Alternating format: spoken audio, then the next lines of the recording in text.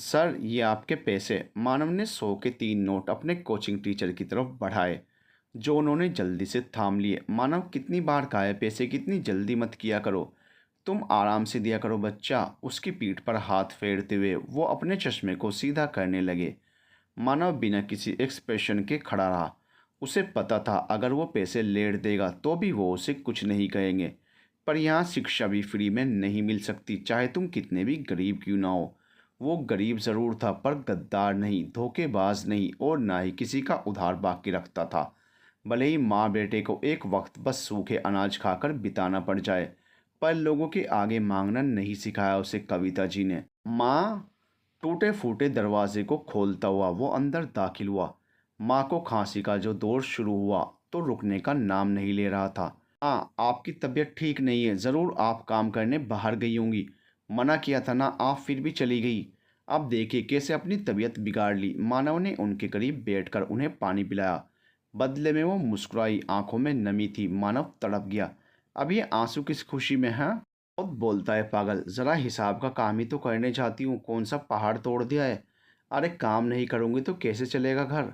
उन्होंने उसके सर पर चपत लगाई। मानव के चेहरे पर चिंता के साथ उदासी छा गई। अच्छा होता ना माँ, अगर पापा भी हमारे साथ होते तो हम ऐसे तो ना होते। आपको किसी के यहाँ काम पर नहीं जाना पड़ता और ना ही मुझे फीस के लिए रोज़ाना पार्ट टाइम करना पड़ता। लोगों के ताने ना सुनने को मिलते। मानव ने मुश्किल से इतना ही कहा होगा कि खांसी का सिलसिला दोबारा शुरू हो गया। कितनी बार बुलाया उन्होंने तुझे, जाता क्यों नहीं, मेरी फिक्र क्यों करता है। तुझे सब कुछ मिलेगा, वो तुझसे बहुत प्यार करते हैं मेरे बच्चे। उन्होंने उसके गालों पर हाथ रखकर कहा। उसके चेहरे पर गुस्से के भाव आने लगे। आपको छोड़कर कहीं नहीं जा रहा मैं, समझ गई ना आप। मेरे लिए वो मर चुके हैं उसी दिन जिस दिन उन्होंने हमें अनाथों की तरह छोड़कर उसी शादी कर ली थी। मानव, कविता जी ने दबे लफ्जों में चीख कर कहा। उन्हें दोबारा खांसी आने लगी। मानव ने उन्हें सहारा देकर बैठाया। मत लीजिए उनका नाम माँ, हम अगर उन्हें इतना याद आ रहे हैं तो बस इसलिए कि भगवान ने उन्हें कोई औलाद नहीं दी। उसने अपने अंदर बहते आंसुओं को मुश्किल से रोक रखा था। कविता जी की सांस फूलने लगी। वो उसे अपने पास बैठाते हुए बोली, तेरा ग्रेजुएशन पूरा हो जाएगा इस बार, वादा कर मुझसे। अगर मुझे कुछ हो जाए तो तू अपने पापा के पास चला जाएगा, वादा कर। उन्होंने उसके हाथों को अपनी गिरफ्त में ले लिया था। मानव ने जल्दी से हाथ पीछे कर लिया। ऐसा वादा ना लो माँ कि मैं पूरा ना कर सकूं, और आपको कुछ नहीं होगा, देख लेना, मैं हूं ना। मैं उनसे ज़्यादा पैसे कमा कर लाऊंगा। मानव, ऐसा कभी ना करना। यही बोलते थे वो, और इन्हीं पैसों ने हम दोनों को अलग कर दिया। कविता जी ने उसके मुंह पर हाथ रख दिया। अनजाने में ही सही, उसने उनके जख्मों को कुरेद दिया था। अब सारी रात वो सो न सकेंगी। वो अपने कमरे में लेटा था। उसे याद नहीं कि उसने कब आखिरी बार अपने पापा को देखा था। वो गरीब थे पर खुशहाल थे जब उसके पापा थे। चीज़ें तब भी पहुंच से बाहर होती थी जो उसे पसंद होती, पर तब जो सुकून होता था वो अब ढूंढने से भी नहीं मिल सकता। जाने किसकी नज़र लगी कि सब कुछ बिखर गया। उसके पापा ये कहकर निकले कि अब उनके हालात अच्छे करके ही लौटेंगे, पर वो नहीं लौटे। बाद में किसी जानने वाले से खबर मिली कि उन्होंने शादी कर ली है और अब वो लंदन में हैं अपनी बीवी के साथ। अब इतने सालों बाद उनसे कांटेक्ट किया, वो भी इसलिए कि उन्हें बेटा चाहिए जो उनकी प्रॉपर्टी को संभाल सके, उनका बिजनेस देख सके। सब कुछ कमा लिया पर औलाद का सुख नहीं कमा सके उस वक्त जब उन्हें ज़रूरत होती उनकी। जब घर में राशन की कमी से वो बस पानी पीकर गुजारा कर लेते, जब स्कूल की फ़ीस के लिए रोज़ाना बाहर निकाल देते। हालात कैसे भी रहे हों, दोनों ने सब्र का दामन नहीं छोड़ा। और ना पढ़ाई, उसका कोई दोस्त नहीं था, ना ही उसने बनाया। उसकी ज़िंदगी का एक ही मकसद था, अपने बाप से अमीर बनना। अपनी माँ को रात रात भर रोते देखा था उसने। वो उनके दर्द पर मरहम रखना चाहता था, इतनी खुशियाँ देना चाहता था कि वो शख्स को भूल जाएं। उन्हें पछताते देखना चाहता था, माफ़ी मांगते देखना चाहता था। क्या क्या चाहत थी उसकी। माँ की बीमारी ने उसे अंदर से तोड़ दिया था। साथ कुछ दिन का था पर वो उनके साथ हर पल जीना चाहता था। वो लम्हा कितना भारी था जब पता चला कि उन्हें लंग्स कैंसर है, वो भी लास्ट स्टेज। खांसी तो बहुत आती थी पर इधर उधर से दवा लेकर वो गुजारा कर लेती थी। उनकी बीमारी ने उसे खोखला कर दिया था, और माँ ने तो तब से उसे टॉर्चर करना कि वो अपने पापा के पास चला जाए। उसकी खुददारी उसे वहाँ जाने से रोक रही थी, पर माँ के वचन से वो मजबूर था, उसे जाना ही था। यहाँ इतनी दूर से मैं उन्हें सज़ा नहीं दे सकता, उनके करीब जाकर ही उन्हें मैं उनके किए की सज़ा दूंगा। और ज़रूर दूंगा। सुबह मानव जल्दी जल्दी नाश्ता बना रहा था। माँ की तबीयत वैसे भी अच्छी नहीं थी, उसे ही करना था सब कुछ। माँ, ये मेडिसिन ले लो और आज मुझे देर हो जाएगी। शायद कुछ स्पेशल गेस्ट आ रहे हैं क्लब में, तो मैं चलता हूँ माँ। मानव बैग लेकर बाहर निकलते हुए बोला। माँ ने कोई प्रतिक्रिया नहीं दी। उसे अजीब तो लगा। बाहर खड़ा कुछ देर वो सोचता रहा, जाने क्यों मन अजीब होने लगा कि वो दोबारा अंदर आ गया। माँ, माँ, आंखें खोलो। आंखों में डर सा फैलने लगा। करीब आया तो चीख निकल गई। उसका इकलौता सहारा दुनिया से अलविदा ले चुका था। माँ का हाथ थामे वो बच्चों की तरह रोने लगा। बाहर निकला तो सेठ जी आए थे पैसे लेकर।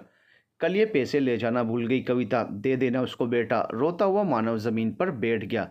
सेठ जी को किसी अनहोनी की आशंका हुई। वो अंदर भाग कर गए तो कविता चरपाई पर पड़ी थी। हाथ एक तरफ लुढ़क चुके थे, चेहरा काला पड़ चुका था। दुखी होकर बाहर निकले, किसी तरह कुछ लोगों को इकट्ठा किया और दाह संस्कार की तैयारी करने लगे। मानव ने शाम होते अपने बाप को फ़ोन लगाया। कितनी भी नफरत हो, था तो उनका पति, वो भी जाने क्या सोचकर पहली फ्लाइट पकड़कर चले आए। पूरे विधि विधान से अंतिम संस्कार किया गया। जब तक जिंदा रही कभी पूछा नहीं। मरने के बाद उनका मृत शरीर भी दुहाई दे रहा होगा। 2 दिन वो वहीं रहे। उनके चेहरे पर दुख था अपनी पत्नी को खोने का। कुछ भी था, थी तो उनकी अर्धांगिनी ही। जीवन भर बस उन्हें ही चाहा था। फ़ोन पर फ़ोन आ रहे थे। आखिर इतना बड़ा बिजनेस जो किया हुआ था। बेटा, मैं और नहीं रह सकता। मेरी मीटिंग्स, मेरे बिजनेस का नुकसान होने लगेगा। उन्होंने मानव से कहा। जो ज़मीन पर बैठा था उसने सर उठाया और अपने बाप को देखा। आपको किसी ने नहीं रोका, आप जा सकते हैं, कहकर दोबारा वो मिट्टी के फर्श को घूरने लगा।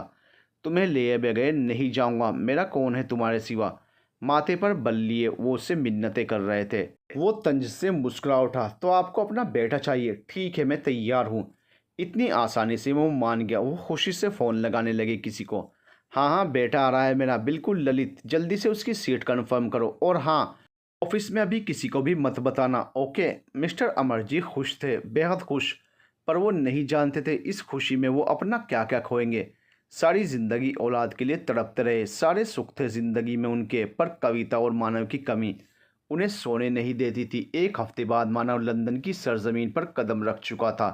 भागती दौड़ती जिंदगियां, यहाँ कोई किसी के लिए नहीं रुकता। सबको बस अपनी ही फिक्र है। यहाँ किसी का वजूद किसी के लिए मायने नहीं रखता।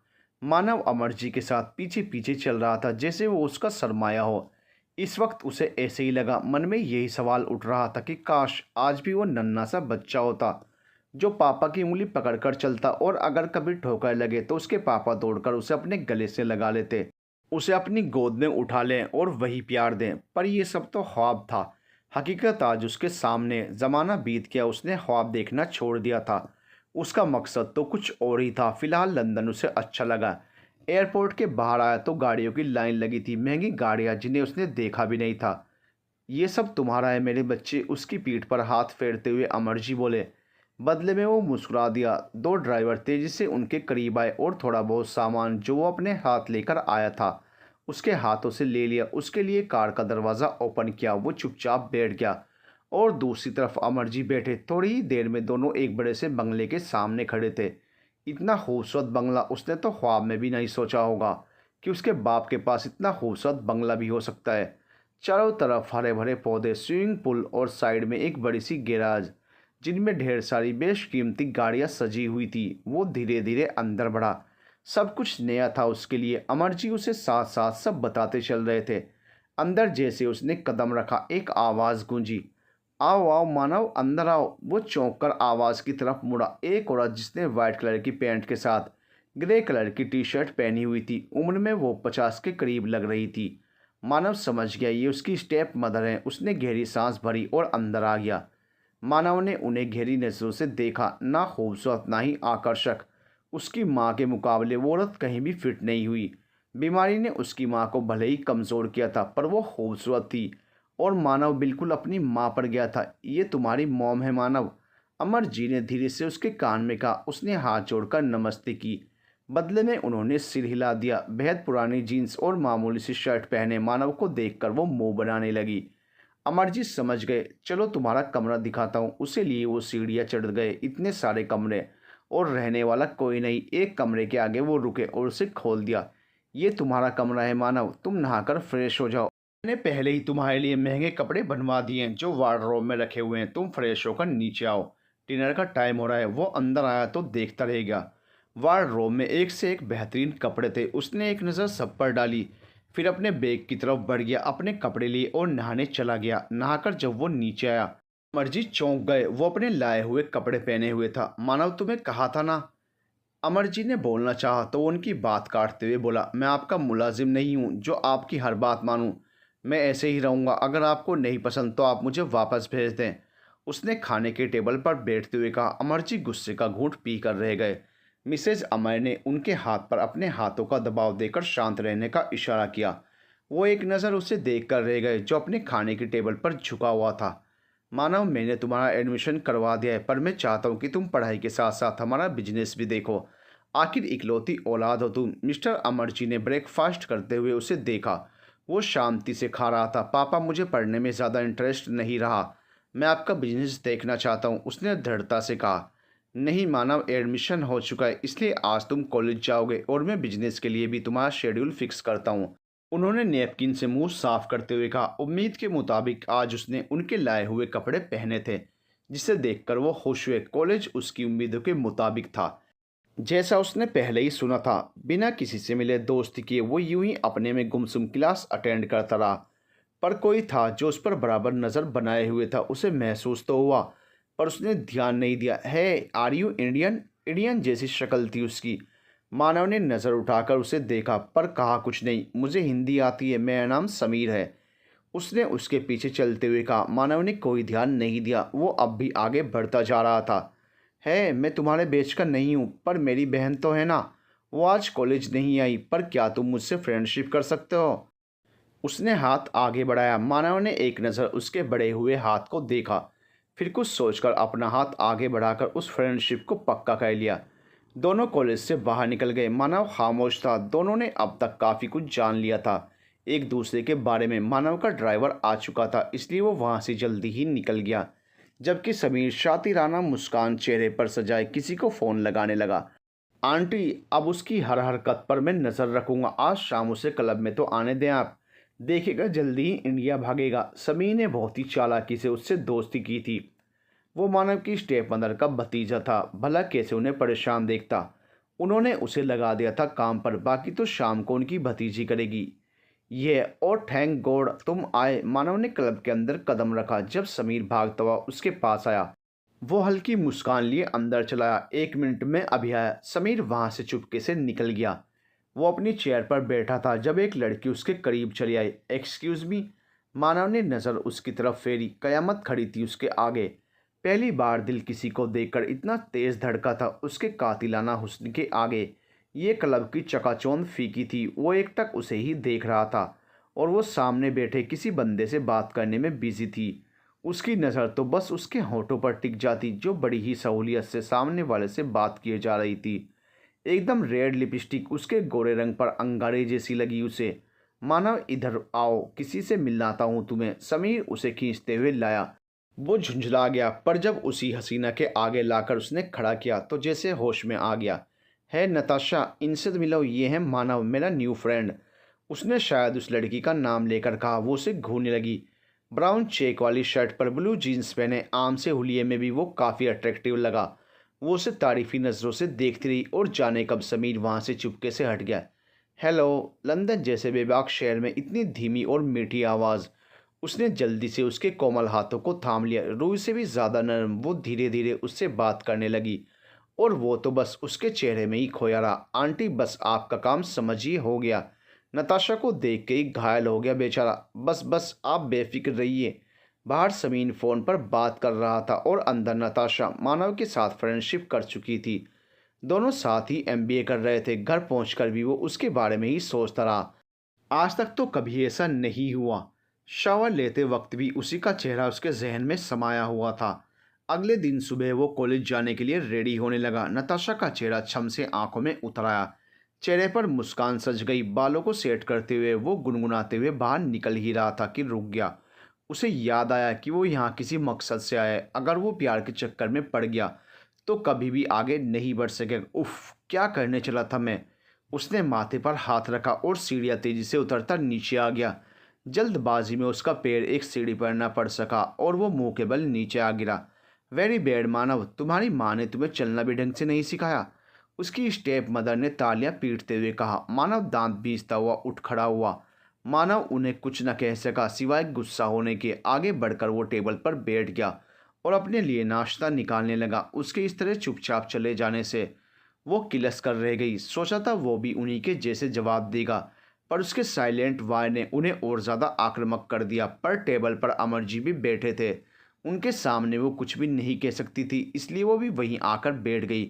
मानव, कल तुम्हें मेरे ऑफिस चलना है, इसलिए आज शाम को कहीं नहीं जाओगे तुम। मेरे स्टडी रूम में जो कि लेफ्ट साइड में, आ जाना वहाँ, ओके? उन्होंने सहूलियत और प्यार से कहा। वो तो उस पर अपना सर्वस्व लुटाने पर आमादा थे, पर रजनी की वजह से वो धीमे धीमे बढ़ रहे थे। पता था उन्हें कि वो मानव को नहीं पसंद करती, पर एक लंबा अरसा उन्होंने अपने बेटे से दूरी बनाई थी। अपनी प्यारी बीवी को पैसे और नाम के लिए दर दर की ठोकरें खाने पर मजबूर कर दिया था। सारी ज़िंदगी उन्होंने खुद को बिजनेस में डुबा दिया था और आज अगर वो कामयाब थे तो ये उनकी मेहनत का नतीजा था। मानव को निहारते अमरजी रजनी को बिल्कुल अच्छे नहीं लगे। अपना सब कुछ हाथ से फिसलता हुआ लग रहा था उनको। मेरे ख्याल से मानव को अब ड्राइविंग सीख लेनी चाहिए। रजनी ने अपनी नज़रों को मानव से हटाकर अमरजी की तरफ घुमाया। वो सहमति जताते हुए बोले, सीख जाएगा, सब कुछ सिखा दूंगा मैं अपने बेटे को, तुम फिक्र ना करो।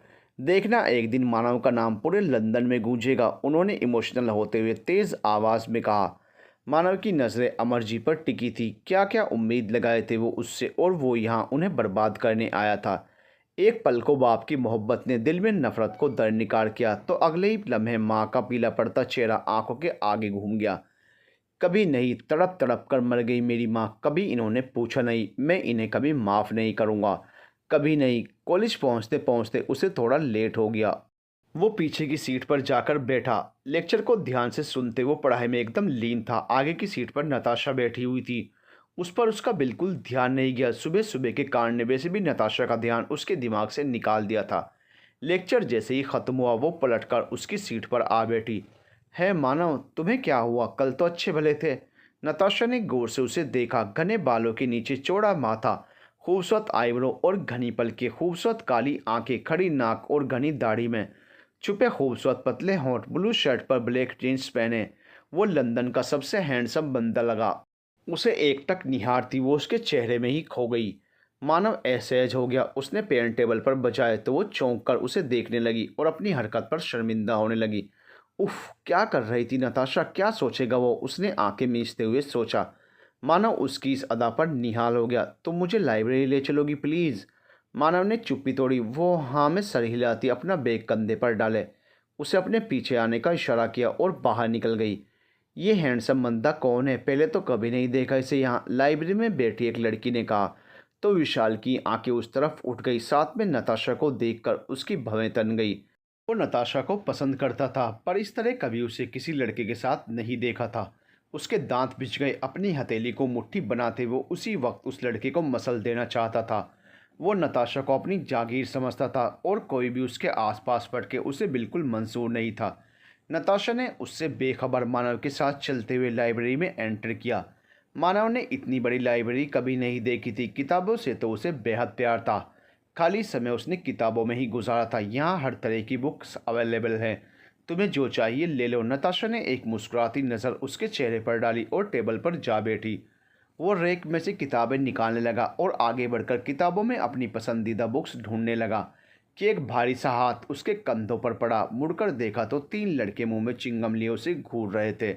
मानव को अपने कंधों पर जैसे ही किसी के हाथों का दबाव दिया वो पलटा। सामने 3 लड़के खड़े थे। यस, उसने उनकी तरफ देखा और फिर अपने कंधे को देखा जिन पे विशाल ने हाथ रखा था। नाम क्या है तेरा? विशाल ने इंग्लिश में पूछा। मानव ने उसे गुस्से में देखा। मैं हर किसी को अपना नाम नहीं बताता। उसका हाथ अपने कंधे से झटकते हुए वो बोला। विशाल के साथी आगे बढ़कर उसका कॉलर पकड़ने लगे तो विशाल ने उन्हें इशारे से मना किया और उसके करीब आकर उसका कॉलर ठीक करते हुए बोला, देख, यहाँ पढ़ने आया है ना तो पढ़, कोई नहीं रोकेगा। पर वो जो लड़की तेरे साथ अंदर आई ना, उसके करीब भी भटका तो तेरी वो हालत करूँगा कि मुंह दिखाने के भी काबिल नहीं रहेगा तू। इतना कहकर वो तेजी से मुड़ा और अपने ब्लैक गॉगल पहनकर अपने हाथों को झटका देते हुए वहाँ से चला गया। मानव उसे घूरता रहा, जबकि दूर बैठी नताशा ये सब देखकर उसके पास ही आ रही थी। ये विशाल क्या कह रहा था तुमसे? क्या वो तुम्हें जानता है? मानव ने दरवाजे को घूरते हुए ना में गर्दन हिलाई। दूर रहना उनसे, वो अच्छे लड़के नहीं है, नताशा ने उसे आगाह किया। तो वो अपना सर झटकते हुए दोबारा बुक्स में गुम हो गया। वैसे तुम्हें बुक्स पसंद नहीं है क्या? कब से देख रहा हूँ तुम बस मोबाइल में लगी हो। उसने उसकी आंखों में गौर से देखते हुए कहा तो वो मुस्कुरा दी। ऐसी बोरिंग चीज़ों से दूर रहती हूँ मैं। दोनों साथ हंस पड़े। वैसे अगर हो गया हो तो चलें, अगली क्लास का टाइम हो रहा है। उसने अपनी रिस्ट वॉच उसकी आंखों के आगे दिखाई। दोनों साथ बाहर निकल गए। क्लास अटेंड करने के बाद दोनों कैंटीन में बैठे थे और विशाल ने जब ये देखा तो गुस्से में उसके पास चलाया। Bastard, how dare you talk to Natasha again. उसकी आवाज़ इतनी तेज़ थी कि कैंटीन में मौजूद सभी स्टूडेंट्स उनकी तरफ देखने लगे। और तुम्हारी कैसे हिम्मत हुई हम दोनों को डिस्टर्ब करने की? मैं जिससे चाहूँ उससे बात करूँगी। तुम होते कौन हो ये सब कहने वाले? नताशा भी उसी तेज़ी से उसके आगे तनकर खड़ी हो गई। विशाल ने गुस्से में उसके बाजुओं को पकड़कर अपनी तरफ खींचा, पर इससे पहले कि वो कुछ करता एक थप्पड़ आकर उसके गालों पर अपनी छाप छोड़ गया। विशाल उसे छोड़कर मुड़ा जहां समीर नताशा का हाथ पकड़े उसे पीछे कर रहा था। समीर चीखने के साथ वो उसका कॉलर पकड़ने के लिए आगे आया, पर उसके साथियों ने उसके दोनों बाजुओं को पकड़ उसे पीछे धकेला और वहां से खींचते हुए लेकर चले गए। समीर ने कैंटीन में नज़र डाली, सब उन्हें ही देख रहे थे। वाट, उसने गुस्से में सबको देखा तो वो सब अपने अपने काम में लग गए। मानव इन सब चीज़ों से दूर रहता था। समीर ने नताशा को देखा। तुम उसे थप्पड़ नहीं मार सकती थी? ऐसे ही कोई भी आकर तुम्हें परेशान करके चला जाएगा, देखती रहोगी? नताशा ने सर झुकाकर सॉरी कहा। मानव, अगर तुम खाली हो तो प्लीज़ आज शाम को मेरे घर आने के लिए रेडी रहो। किसी खास इंसान से मिलाना है तुमको, समीर ने मुस्कुराते हुए कहा। बदले में मानव कुछ नहीं बोला। शाम को वो अपने पापा के ऑफिस पहुंचा। एक शानदार ऑफिस, ऐसा कि उसने सपने में भी नहीं सोचा था। सभी एम्प्लॉय उसे देख रहे थे। आज भी वो सादे हुलिये में ही था। सबसे उसका इंट्रोडक्शन कराते हुए वो खुद को गर्वित महसूस कर रहे थे। लोग यही जानते थे कि उनकी कोई औलाद नहीं, पर अचानक ऐसे खुलासे ने सबको चौंका दिया और चेहरे के कुछ अक्स मिलने की वजह से वो झुठला भी नहीं सकते थे। मानव को संबोधित करते हुए उससे इस कंपनी का अगला सीईओ बनाने की घोषणा कर रहे थे। मानव के जहन में तो कुछ और ही चल रहा था। आपकी बर्बादी के दिन बस शुरू होने वाले हैं मिस्टर अमर प्रताप सिंह। उसने अपनी नज़र उन पर डालते हुए सोचा जो मैनेजर की किसी बात पर ठहाके लगा रहे थे। मानव कंपनी से बाहर निकला तो एक कार आकर उसके पास रुकी। वो जल्दी से पीछे हुआ। ओ मानव, यहाँ क्या कर रहे हो? मैं कब से घर पर तुम्हारा वेट कर रहा था। फ़ोन भी नहीं उठाया तुमने, समीर अपनी बुगाटी कार से निकलते हुए बोला। पर तुम मेरे घर पर क्या कर रहे थे? क्या तुम्हें पता है मैं कहाँ रहता हूँ? मानव ने शक भरे लहजे में कहा। ओ मानव, तुम भी ना। मैं अपने घर पर वेट कर रहा था, ना कि तुम्हारे। अब जल्दी चलो, शाम यहीं बीत जाएगी। बड़ी ही चालाकी से समीर ने उसे बरगलाया। मानव थोड़ा शर्मिंदा होता हुआ उसकी कार में बैठ गया और जल्दी 100 की स्पीड में उनकी बुगाती सड़क पर दौड़ने लगी। तेज़ इंग्लिश म्यूज़िक के साथ वो भी झूम रहा था। एक बड़े से बार के आगे कार रोकते हुए दोनों बाहर निकले। ऐसी जगहों से मानव का कोई एक्सपीरियंस नहीं था। हालांकि वो एक वेटर की तरह काफ़ी दिनों तक काम करता रहा, पर यह काफ़ी महंगा है। मानव ने अंदर जाते ही कहा, ओ कम ऑन यार, इतने बड़े बिजनेसमैन के बेटे को ये कहना शोभा नहीं देता। मानव चुप रहा। आओ मेरे कुछ दोस्तों से मिलवाता हूँ तुम्हें। मानव अंदर चला गया। समीर की चालाकी वो नहीं समझ सका। हेलो मानव, उसने जैसे मोबाइल कानों से लगाया। एक खूबसूरत मीठी आवाज़ उसके कानों में रस घोल गई। वो समझ गया ये और कोई नहीं बल्कि नताशा थी, वो जो इस बार में बोर हो रहा था। उसके चेहरे पर कई रंग बिखर गए। मैं यहाँ आया हूँ समीर के साथ किसी स्पेशल बार में। मानव ने चारों तरफ की रंगीनियों को अपनी आंखों में समाते हुए कहा। तुम वहीं रुको, मैं बस अभी आती हूँ। नताशा को अच्छे से पता था समीर और उसकी आंटी के प्लान के बारे में, पर वो ऐसा नहीं होने देगी। उसने कल ही साफ कर दिया था कि वो इनके प्लान का हिस्सा नहीं रहेगी, और इस बात से उसकी और समीर की ज़ोरदार लड़ाई भी हुई थी, और जिसकी वजह से उसे ही डांट खानी पड़ी थी अपने डैड से। पर वो मानव को पसंद करने लगी थी। ना भी करती तब भी वो उसकी हेल्प ज़रूर करती। जल्दी से उसने अपना वन पीस ड्रेस निकाला और ख़ुद को रेडी करके वो बाहर निकल पड़ी। बार में समीर नहीं दिख रहा था। आखिर वो कहाँ गया? मानव अब तक कोल्ड ड्रिंक की 2 बोतल गले के नीचे उतार चुका था। Hello boss, can I help you? कुछ लड़के उसके आसपास खड़े हो गए। ये वही लड़के थे जो गले में चेन और कानों में बालियां पहने उसे अपनी तरफ मुतवज्जो करने लगे। You have taken the contract for everyone's help. अब मानव भी उनकी तरफ मुड़ गया, उसे वैसे ही गुस्साया जा रहा था और ऊपर से ये लफंगे, ओ यू बास्टर्ड। उनमें से बीच वाले लड़के ने उसे धक्का दिया और फिर इसी धक्का मुक्की में दोनों भिड़ गए।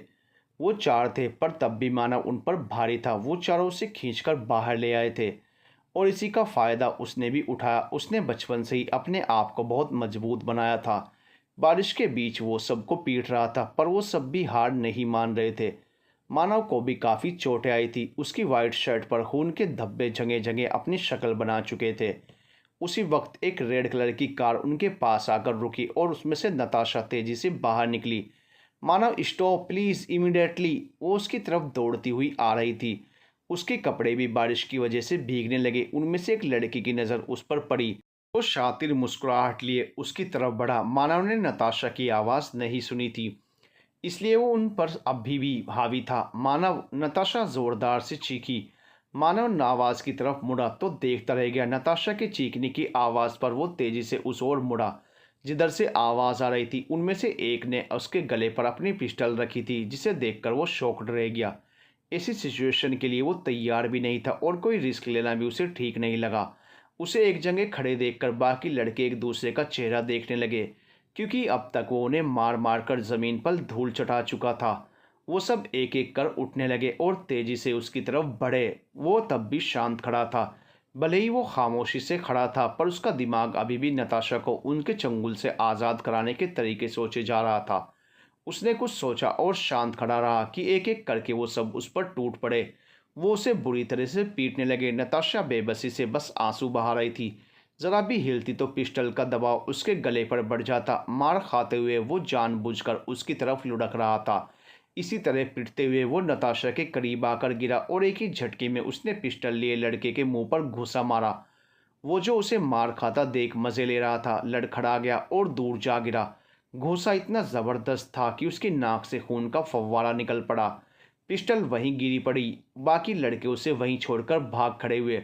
वो भी पीछे होते हुए भागा। मानव अपने भीगे कपड़े देखता नताशा की तरफ बढ़ा, जिसके कपड़े भी बुरी तरह भीग चुके थे। Natasha, are you okay? उसने धीमे से पूछा। वो रोने के साथ कांप रही थी। तुम इतनी कावड़ हो क्या? उसने मजाकिया लहजे में कहा तो वो झटके से उसकी तरफ अपने बाजुओं को बढ़ाती हुई लिपट गई। इस तरह से लिपटने से वो संभल नहीं पाया और उसे लिए हुए ही ज़मीन पर ढेर हो गया। आ गिरते ही वो कराहने लगा। नताशा, ये बात अधूरी छोड़। वो उसके चेहरे में खो गया, जिसे बारिश में भीगने की कोई परवाह नहीं थी। वो एकटक बस उसे प्यार से देख रही थी। रोना अब बंद हो चुका था। उसके बाजुओं में वो खुद को दुनिया की सबसे महफूज लड़की समझ रही थी। क्या हुआ है नताशा? इससे पहले कि वो बात पूरी करता, वे नताशा ने आगे बढ़कर उसके भीगते लबों पर अपने होंठ रख दिए। मानव की आंखें बड़ी हो गई। यह एहसास उसे पहली बार हुआ था। प्यार की बारिश में दोनों भीगते जा रहे थे और उसके साथ ही उनके जज्बात भी। मानव एक हाथ की कोनी से ज़मीन पर टिका था तो दूसरा बाजू का घेरान बनाकर नताशा को थामा हुआ था। उसने नताशा ने कुछ देर बाद अपने होंठ उससे अलग किए और खुशी से चिल्लाते हुए बोल पड़ी, आई रियली लव यू। मानव, आसपास कुछ लोग इस नज़ारे को अपने मोबाइल के कैमरे में कैद कर चुके थे। मानव पर तो जैसे नशा सा छा गया था। वो नताशा के खुशी से झूमते बदन को देखे गया, जो दोनों हाथों को अपने इर्द गिर्द फैलाए बारिश की बूंदों को अपने हाथों में लेकर गोल गोल घूम रही थी। इस पल वो इतनी खूबसूरत लग रही थी कि उसकी आंखें उसके चेहरे से हटने को आमादा नहीं थी। एकदम रेड लिपस्टिक और रेड कलर की वन पीस ड्रेस में, आंखों में पतली सी काजल की धार लगाए, वो इस वक्त लंदन की सबसे हसीन लड़की थी। उसके लिए प्यार तो उसे भी हो चुका था पहली नज़र में ही। कुछ देर यूं ही ज़मीन पर कोहनियों के बल लेटा उसे ही देखे जा रहा था। वो उस पर नज़र टिकाए उठा और एक ट्रांस की हालत में उसकी तरफ बढ़ता चला गया।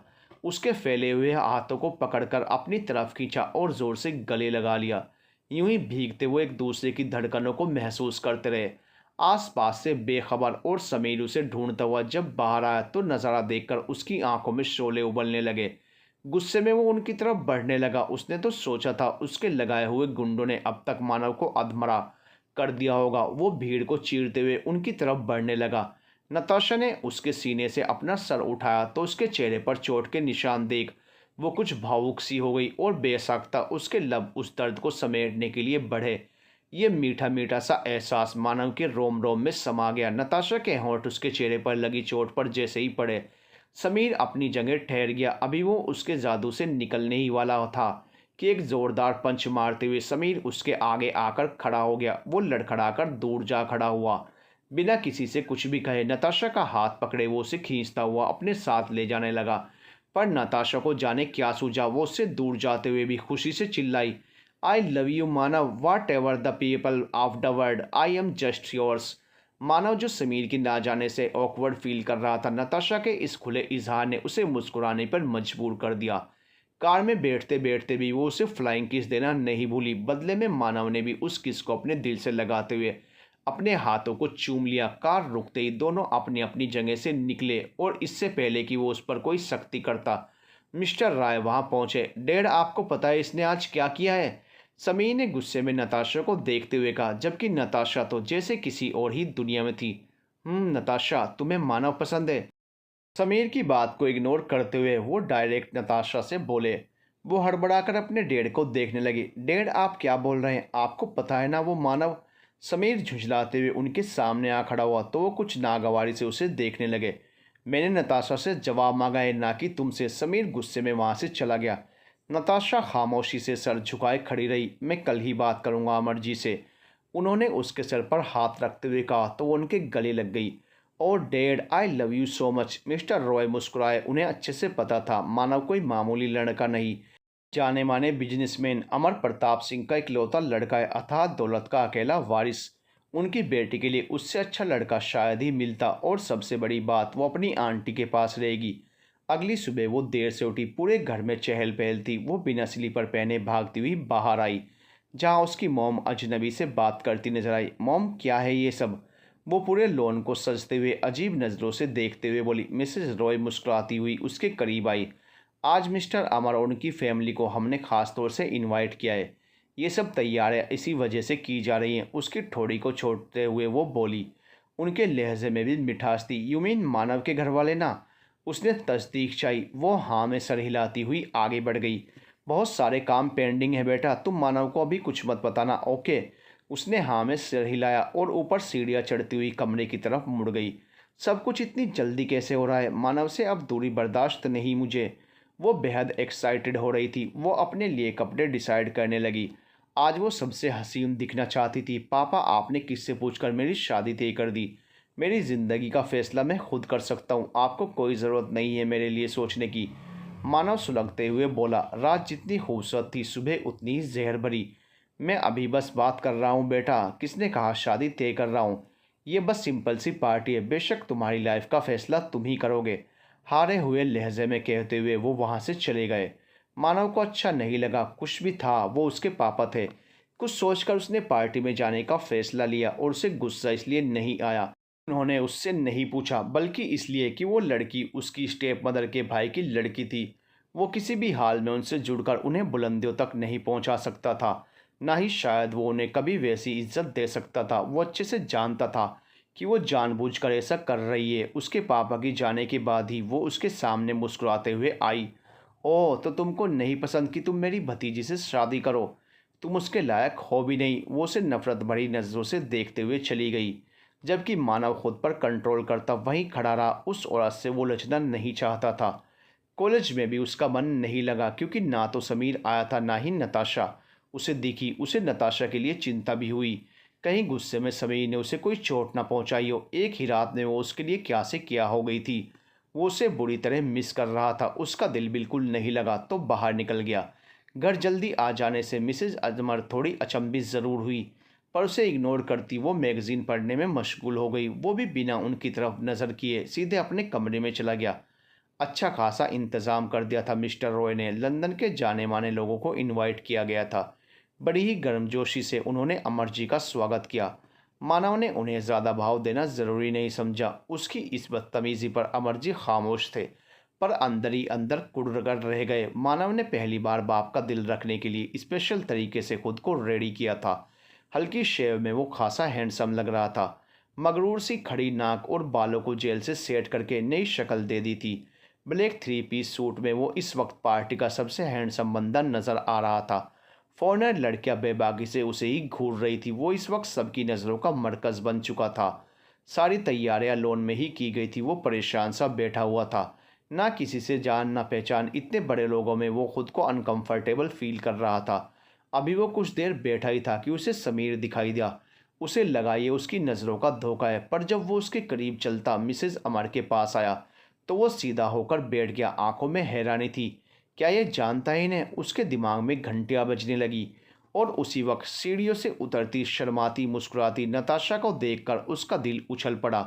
वो सदमे में खड़ा हो गया। आंखों में बेयकीनी थी। रेड कलर की अनारकली फ्रॉक पहने खुले बालों में वो इस वक्त बेहद हसीन लग रही थी, पर उसके रूप ने भी उस पर कोई असर नहीं डाला। और इससे पहले वो उसके पास जाकर पूछता कि माइक लेकर मिस्टर अमर प्रताप सिंह लोगों को मुखातिब कर रहे थे, ये शानदार शाम मेरे बेटे के लिए है, जो अब से मेरे बिजनेस को संभालने वाला है। तालियों की गड़गड़ाहट में वो जैसे होश में आया। नताशा उसे ही ढूंढ रही थी। वो उससे बात करना चाहती थी। सुबह ही उसके इनकार की खबर सुनकर वो उदास हो गई थी। वो उसे यकीन दिलाना चाहती थी कि वो सिर्फ उसे ही प्यार करती है। वो समीर और उसकी मॉम की तरह नहीं है, पर वो उसके ढूंढने से पहले ही जा चुका था। वो उसी बार में अपने गम को मिटाने पहुंच गया जहां कल रात उसकी ज़िंदगी की सबसे खूबसूरत पल गुजरे थे। वहां के वेटर ने उसे पहचान लिया। वो ड्रिंक पर ड्रिंक किए जा रहा था। गुस्से में बेबसी में आज वो खुद को सबसे बदकिस्मत इंसान समझ रहा था।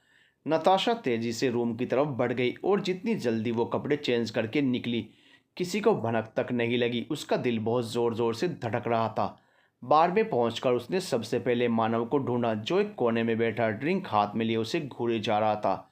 यहाँ उसके आने का पता उस बार के ही एक दोस्त ने बताया था, जो लंदन में स्टडी के लिए इंडिया से आया था और पार्ट टाइम जॉब करता था। वहाँ मानव को ड्रिंक करते देख उसने नताशा को कॉल करके बता दिया था। मानव, मानव, इट्स टू मच। उसके हाथ से गिलास लेते हुए वो चीखी। मानव अपनी नशीली आंखों से उसे देखता रहा और बिना कुछ बोले बाहर चला आया। कार में बैठते ही ड्राइवर से घर चलने को बोला। वो सीट से टेक लगाकर बैठ गया।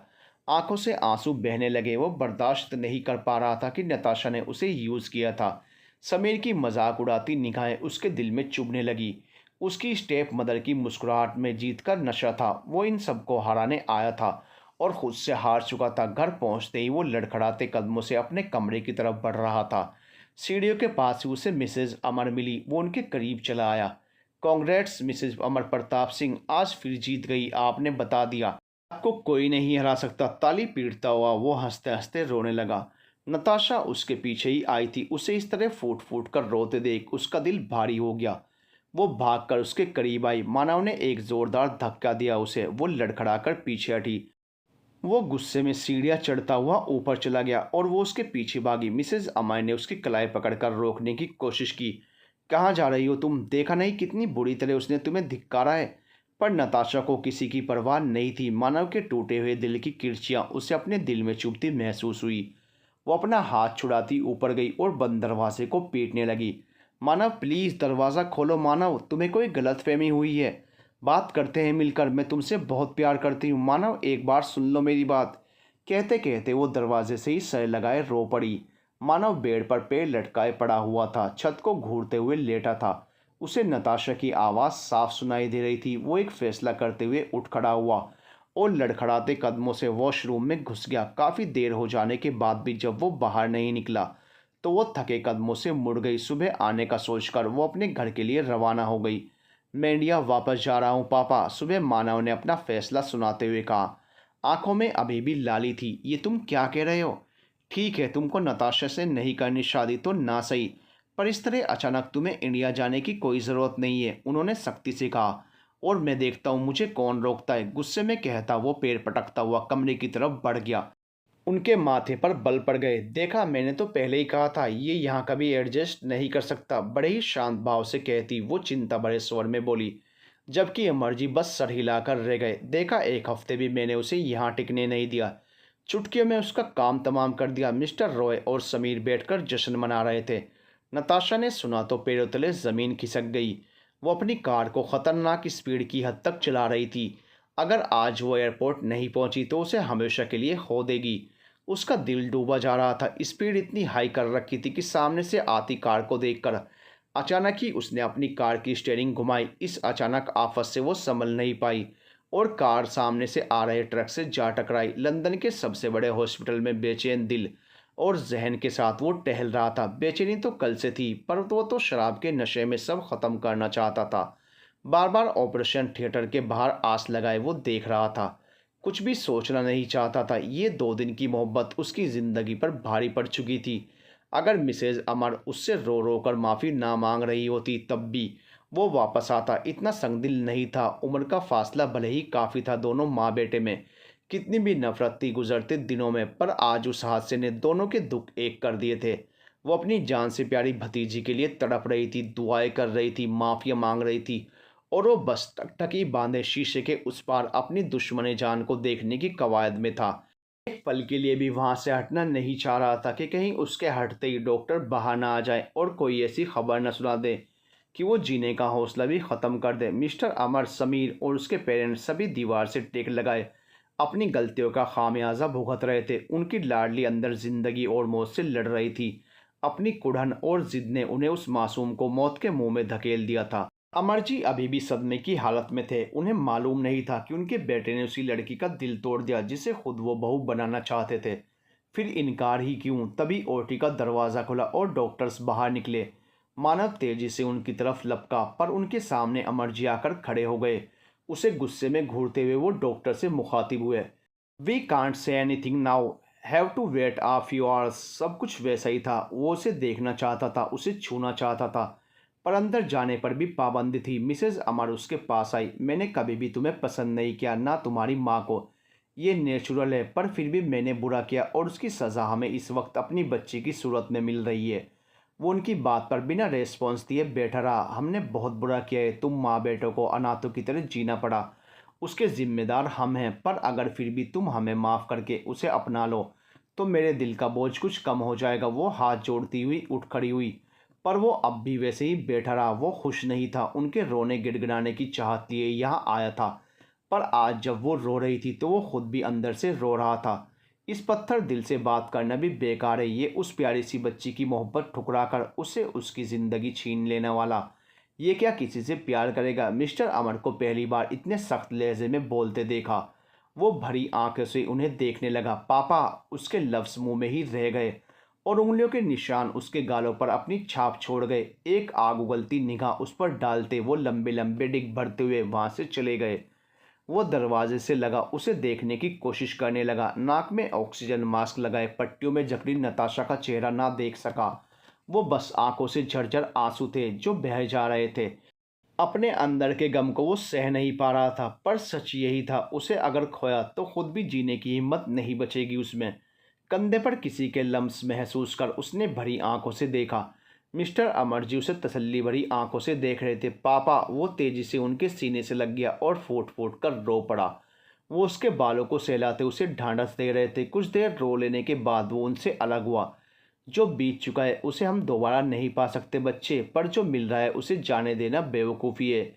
इसलिए उसे खोने की हिमाकत मत करना। वो तुम्हारे लिए जान दे सकती है, तो सोचो तुम्हारे लिए क्या क्या कर सकती है। ऐसा हम सफ़र किस्मत वालों को ही मिलता है। मेरे जैसा बदनसीब ना बनो। तुम्हारी माँ को खोकर मैं बस पैसे कमाने की मशीन बनकर रहेगा। प्यार और सुकून भरी ज़िंदगी का हिस्सा ही नहीं रहे। अपनी ज़िंदगी तो तबाह की, पर तुम मोहब्बत को ना जाने दो, उसे अपना लो, क्योंकि पता है तुझे शिद्दत पसंद हो। अपनी माँ की तरह मोहब्बत भी करोगे तो दीवानों की तरह। अपने आंसू साफ करते हुए वो उसके कंधों पर दबाव डालते चले गए। वो एक बार फिर अपना दिल थामे उसे देखने लगा। देर शाम उसे होश आया। डॉक्टर ने नींद का इंजेक्शन देकर सबको तसल्ली दी कि वो अब खतरे से बाहर है। तुम घर चले जाओ। ऐसी उजड़ी हालत में जाओगे तो रिजेक्ट कर दिए जाओगे। पता है ना, मेरी सिस्टर को साफ़ सुथरे लोग पसंद हैं। समीर ने उसे छेड़ा तो वो मुस्कुराते हुए घर चला आया। आज उसे ये घर अपना अपना सा लगा। मिसेज अमर मुस्कुराती हुई उससे मिली। वो तेजी से अपने कमरे में गया और नहाकर बाहर आईने के सामने खड़ा हो गया। कल शाम जितनी उदास थी आज उतनी हसीन। खुद पर ढेरों परफ्यूम छिड़कता वो कपड़े पहनकर बाहर आया। टेबल पर खाना लगाए, खा लो और कुछ देर आराम कर लो, तब जाना। वैसे भी नताशा भी नींद के असर में ही है। वो हाँ में सर हिलाता हुआ बैठ गया। कल से खाली पेट होने की वजह से भूख अपनी चरम सीमा पर थी। खाने के बाद वो आराम की नीयत से लेट गया। जब आँख खुली तो शाम हो चुकी थी और 9-8 बज गए। वो भागता हुआ वॉशरूम गया। आज के पहले शायद ही उसने इतनी तेजी कभी दिखाई हो। कुछ ही देर बाद वो हॉस्पिटल के सामने खड़ा था। जितना उतावला वो उससे मिलने के लिए था, अब उतना ही नर्वस फील कर रहा था। समीर के मुताबिक उसने एक बार भी उसका नाम नहीं लिया। तो क्या नाराज़ है वो मुझसे? वो सकुचाते हुए अंदर की तरफ बढ़ा। समीर उसी वक्त बाहर आया। उसके कंधे पर हाथ रख वो चला गया। मानव खुद पर एक नज़र डालता अंदर गया। उसे देखकर वो उठ बैठी। नज़रों में गुस्सा, नागवारी और बेयकीनी के मिले जुले असरात थे। क्यों आए हो यहाँ? अब क्यों आए हो यहाँ? बोलो। अचानक वो वाइल्ड हो गई थी। पास रखे सामान उठाकर उसके मुंह पर फेंकना शुरू कर दिया। वो उससे बचता हुआ उसे समझाने की नाकाम कोशिश कर रहा था। बात सुनो मेरी प्लीज़। आखिर उस तक पहुंचकर उसे काबू में कर पाया वो। क्यों आए हो यहाँ? क्यों आए हो? वो अपना चेहरा हाथों से छुपाती हुई रो पड़ी। मानव का दिल दर्द से भर गया। अफसोस हो रहा होगा ना? नताशा ने हाथ छुड़ाते हुए कहा। हाथ में लगी ड्रिप और चेहरे पर खरोंच के निशान ने उसकी खूबसूरती को महज और बढ़ा दिया था। नताशा, मैं, मानव ने बोलना चाहा। हाँ, देखने आए थे कि मर गई या नहीं, है ना? भरी हुई आवाज़ में उसने कहा। मानव तड़प कर उसके होंठों को अपनी गिरफ्त में लेकर उसे शांत करने लगा। आंखों से आंसू बहते जा रहे थे। मानव दूर हुआ तो वो रो पड़ी। क्यों आई यहाँ? मेरी मौत का तमाशा देखने? नताशा के लहजे में इस बार शिकवा था। मानव उसके चेहरे को करीब करता हुआ बोला, अगर तुम बार बार मरने की बात कहकर मुझसे किस लेना चाहती हो तो कह दो। शादी कर लेते हैं अभी इसी वक्त, फिर दिन रात तुम्हारी ख्वाहिश पूरी करता रहूँगा। समझ आई बात? नताशा ने उसकी दोनों आंखों में बारी बारी से देखा, जहाँ उसकी मोहब्बत के सिवाय उस वक्त कुछ नहीं था। वो रोते रोते हंस पड़ी। मानव उसके माथे को चूमते हुए पीछे हटने लगा, पर नताशा ने उसके कॉलर को पकड़कर खुद के करीब कर लिया। दोनों एक दूसरे को डीपली किस कर रहे थे कि किसी की आहट से वो हड़बड़ाकर पीछे हटा। मिस्टर अमर अंदर आते हुए उन्हें घूरे। हालांकि अंदर ही अंदर वो बेहद खुश थे। तो क्या ख्याल है मानव, इंडिया के लिए टिकट कन्फर्म कर दूं? उन्होंने मानी खेज नज़रों से देखा। दोनों असहज हो चुके थे। नताशा तो शर्म से दहरी हुई जा रही थी। पर पापा, मेरा एडमिशन और आपका बिजनेस, अब मेरे अलावा कौन है आपका? मानव दुहाई देते हुए बोला तो वो ठहाके लगाकर हंस पड़े। तुम्हारी पढ़ाई तो अब होने से रही बेटा जी, अब तो शादी की तैयारी करनी पड़ेगी, वरना लगता है एमबीए पूरा करने से पहले ही मैं दादा ना बन जाऊं। मानव उनके सीने से लग गया, जबकि नताशा आंखें बंद किए सोने का नाटक करने लगी। 2 साल बाद। मानव मानव नताशा छोटे नैतिक को जल्दी जल्दी रेडी करने में हलकान हुई जा रही थी। मानव सीढ़ियाँ फलांगता ऊपर पहुंचा। सामने रो रो कर नैतिक ने पूरे कमरे में भूचाल ला दिया था। नताशा बेबसी से उसे देख रही थी। वो तेजी से आकर उसे गोद में उठाता है। क्या हुआ मेरे बेटे? मम्मा ने बहुत परेशान किया ना? अब डैडी आ गए हैं, अब कोई तंग नहीं करेगा मेरे बच्चे को। नताशा ने चैन की सांस ली, क्योंकि अब दोनों बाप बेटे घंटों बातें करेंगे। कहाँ चली? मानव ने उसे खुद से लगाते हुए पूछा तो वो चिढ़ गई। मानव प्लीज़ छोड़ो ना, ऐसे ही इतने काम पेंडिंग है, वो खींचती हुई बोली। मानव उसके बालों में चेहरा छिपाए उसकी खुशबू अपनी सांसों में बसा रहा था। एक ही से काम चलेगा क्या? उसने उसका चेहरा अपने हाथों में लेते हुए कहा। तो वो नासमझी में उसे देखने लगी। मतलब अगले बच्चे के बारे में क्या प्लान है तुम्हारा? वो शरारती लहजे में उसके चेहरे पर झुकने लगा। वो अपना सर पीछे करने लगी। उसकी सदा पर ही वो हंस पड़ा। आज उनकी शादी की सालगिरह थी और नीचे पार्टी की तैयारियां शुरू हो चुकी थी। दोनों नैतिक को साथ लिए ही नीचे उतरे। बेमिसाल जोड़ी की तारीफें उनके कानों में पड़ने लगी। अमरजी एक कोने में हाथ में ड्रिंक लिए खड़े थे। अपनी जिंदगी तो वो जी न सके अपने महबूब के साथ, पर अपने बेटे की मोहब्बत को उससे मिलाकर उन्होंने जैसे खुद को भी तसल्ली बख्शी थी। नैतिक अपनी दादी की गोद में ही चिपका रहा और वो शाम उनकी मोहब्बत के नाम अमर हो गई।